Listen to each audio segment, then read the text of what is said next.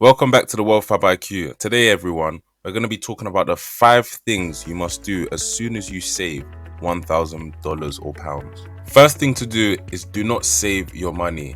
Before I became financially free, I was led by the educational system to save all my money. And that's what I've been taught from a young kid all the way up until now. Save money, don't invest, that's risky. So I valued money, but I hated spending it. The word investment was almost a taboo subject to speak about. I thought saving was the answer to building wealth, but I was so wrong. To become rich, there's a 2-step process. Number 1, remove all thoughts of you having to save your way to richness, because you can't. You cannot save your way all the way to becoming rich or wealthy. You just can't do it. Let's look at simple numbers. If we were to just look at inflation of 5%, and say that we're starting at £1,000 in the first year, by the second year, that same £1,000 will now be £950. And by the third year, that same £1,000 we started off with at 5% interest rate will be worth £850. The bank are very careful to not show you this number when you view your bank balance, but because of inflation and purchasing power, your money has in fact gone down. If this doesn't motivate you to get rich right now, I don't know what else will. Number 2, invest in your skills. I strongly advise, if you're already in a 9-to-5, you look at a way to continue to upskill yourself so that you become more and more desirable. If you're not in a 9-to-5, say for example you're in some type of business, I strongly advise you to look at ways that you can leverage your skills or your expertise by either hiring more staff, so that you can outsource and you can be the face of the brand. You can go out and do what's necessary for you to continue to promote the brand or market the brand. However, if you have a 9-to-5, continue to become more niche, become more technical. Speak to your manager, ask them how can I continue to become specialized in this specific career path. And if you're still unsure about the path you want to take from here, or how exactly you're going to invest in your skills, I strongly advise you learning at least one of these high income skills. Number 1, sales. We're always going to need sales because we always need to sell things. Number 2, marketing.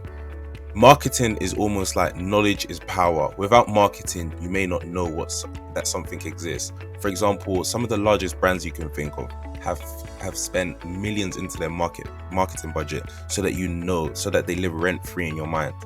Third, content creation. With the rise of content as a whole and social media, we see content creation as a necessary skill in today's society. Number 4, data analysis.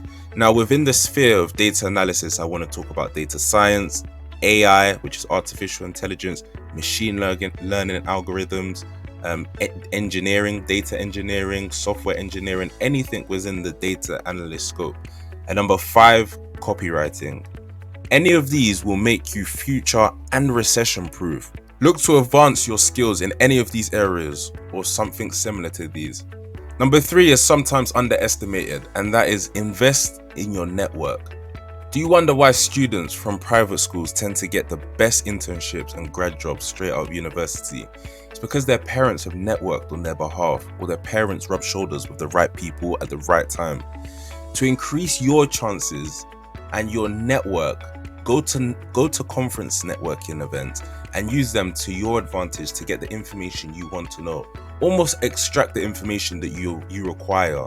So if there's a big question that you want answered, instead of going to a conference or some type of networking event and just rubbing shoulders with people for any random reason, but instead learn what exactly would be beneficial for you so that you can now draw from that. And now you've gone into some type of conference networking meeting and you know exactly who to speak to, you know how long you should speak to them for, you know the information you want, you know the questions you're going to ask them, and now that narrows down that bubble that you're in.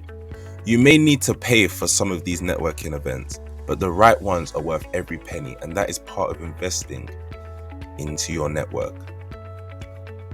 Number 4, start a micro business. Once you earn $1,000 or £1,000, do not stop there, guys. From there, you need to continue to be in a position where you are valued.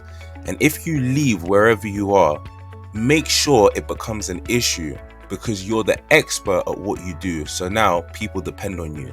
So imagine you're in charge of a particular process, or you're not even in charge of a process, but you've taken it upon yourself to be in charge of a process. And now you're in charge. People depend on you. People come to you to ask for questions. You're the subject matter expert.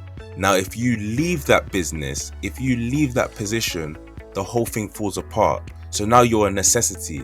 So once you earn that first £1,000, $1,000, continue to learn how to make people dependent on you by creating a micro business. Some examples of micro businesses are print on demand, pet or house sitting, selling photographs, online arbitrage, online teaching, online bookkeeping, freelance copywriting, and translation services.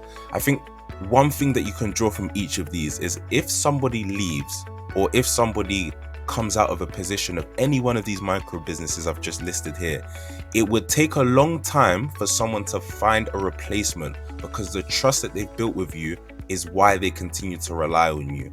So create that trust, create that brand for yourself. Number 5, invest in the stock market.